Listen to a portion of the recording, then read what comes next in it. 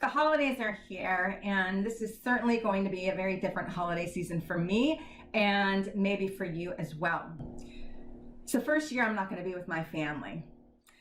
So now more than ever, self-care is critical. What are you doing to take care of yourself?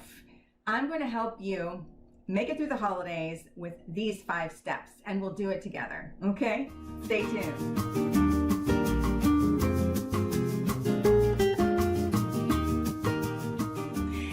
I'm Neily with Neily on Nutrition. Who knew that this time last year we would be celebrating the holidays in such a different way this year? You might have thought that self-care was important months ago, but now more than ever, you need to take care of yourself, and I need to take care of myself. Remember the importance of taking care of yourself too, because when you take care of yourself, you're in a better position to take care of others. It's kind of like what the flight attendant says, right? You know, put your oxygen mask on first. You might be thinking, what does a dietitian nutritionist have to do with self-care? Well, I'm not just a registered dietitian nutritionist, I'm also a certified health and wellness coach. And I work with my clients in a very holistic way on not just nutrition, but on the whole body. I developed a program, the Be Free Blueprint, and Be Free is an acronym for 6 pillars of maintaining health and wellness. And I'm going to be focusing on all of 6 of them over the course of time, but today I just want to focus on the last E, the emotional and spiritual health, because it's so critical this time of year. So I'm going to give you 5 ideas that cost you absolutely nothing to help maintain your sanity during this holiday season. Number 1, take a shower. I'm serious, this is so important. It's easy to want to sit around and work in your PJs if you're working from home, but taking a shower and getting dressed can really be a game changer. I've been working from home for more than 10 years, and I know the temptation to not get dressed is very tempting. But I also know that I'm in a better state of mind when I take a shower, put a little makeup on, a little bit of lipstick, and get dressed. And I'm sure that you might feel the same way. It's also important in establishing the routine in doing that. Building the habit of taking a shower. Maybe you push the button to your coffee maker and then you hop in the shower. Or maybe you drink your first cup of coffee and then hop in the shower. Or maybe you feed the dogs and then hop in the shower. Whatever is going to work with your routine, but getting into a consistent routine, building those habits are very important for just helping to maintain any kind of a routine. Number 2, stay connected. Now, could you imagine if this pandemic was happening 20 years ago? If you think about how isolated we are now, imagine if it was 20 years ago, before the wide use of social media and the internet. I know you might be going stir crazy, social distancing, but the more you do, the more I do, the more we do as a community, as a nation, the quicker we can get back to some kind of a normalcy. And what can you do to create a sense of community? You might be involved in some Facebook groups, or you might be regularly Zooming with a group of friends for happy hour, or you might be FaceTiming your family. So what kind of a routine do you have, you might already have, or could you establish? So for example, maybe you used to have a regular lunch date with a friend. Well, maybe you can schedule a regular break date with a friend and talk to them on the phone to connect. Or maybe you have a regular monthly meetup with a group of friends.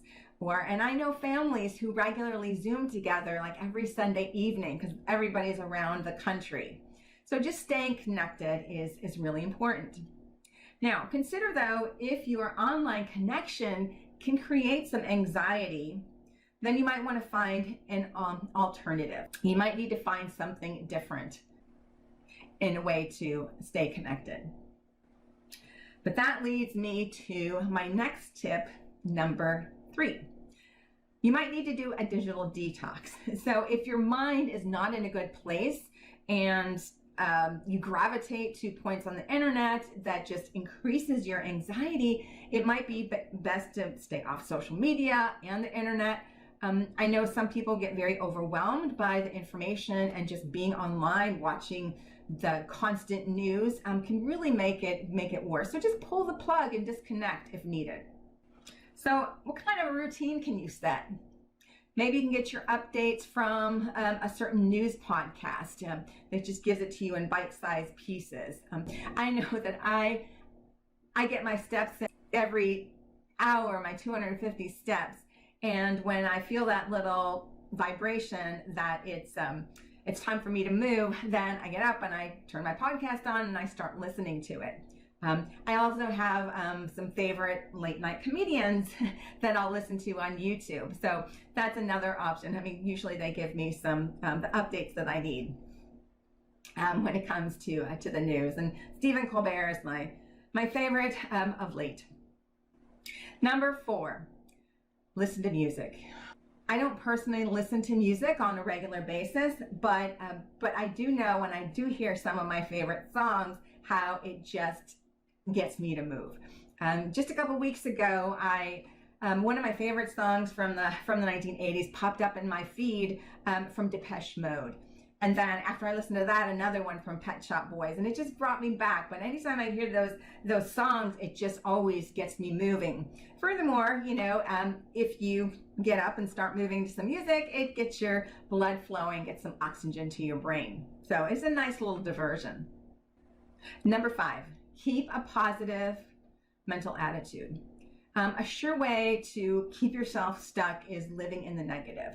There's so much that we don't have control over, yet there's a lot that we do have control over. So if you're in your head, if your thinking is not in the right place, then there's some things that you can do. There's what is the saying? If you believe you can, you will, and if you believe you can't, you won't. Imagine having a bucket full of good stuff, of love and positivity and faith and friends and family and gratitude.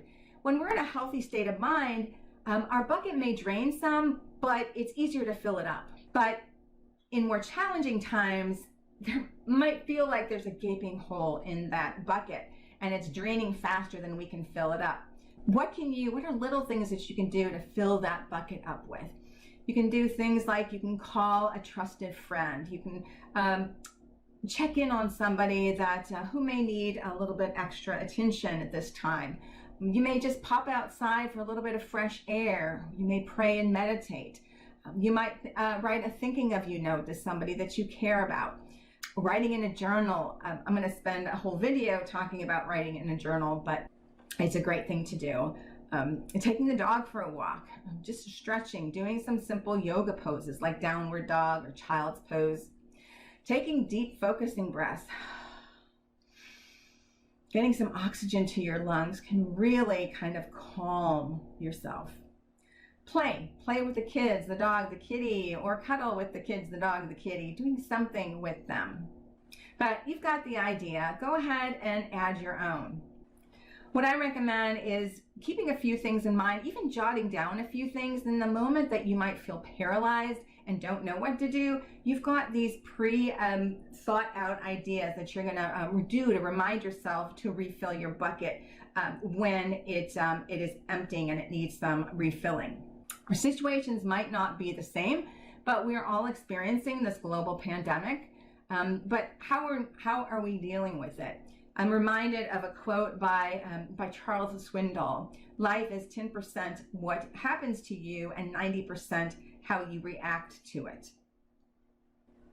I want to give you a little bonus tip, and that is take care of your body in whatever way you can. Now, I'm going to dive more deeply in future videos, and I have lots of stuff on my website, neillyonnutrition.com, as well as on my YouTube channel. But just simple things, try to eat healthy, well-balanced meals, move your body, get a little bit more movement, and get plenty of sleep. Again, we'll dive more deeply into those in future videos. Although we've never experienced a pandemic like COVID-19 before, It's like any event that we might meet with difficulty, but self-care will always be an essential component to emotional health. I've touched on a few self-care ideas, and I have more ideas for you, and I'm going to dive deeper into more components of the Be Free Blueprint. Regarding self-care, though, what helps you most in maintaining your emotional health? What additional thoughts do you have? Despite what the country is facing, what the world is facing, I appreciate the words of retired Admiral William McRaven in a Washington Post opinion piece. And he said, "We will prevail because the only thing more contagious than a virus is hope." I'd appreciate it if you subscribed and hit that bell icon so you don't miss any of my future videos. And thanks for watching Neily on Nutrition, and we'll see you in the next video. Take care.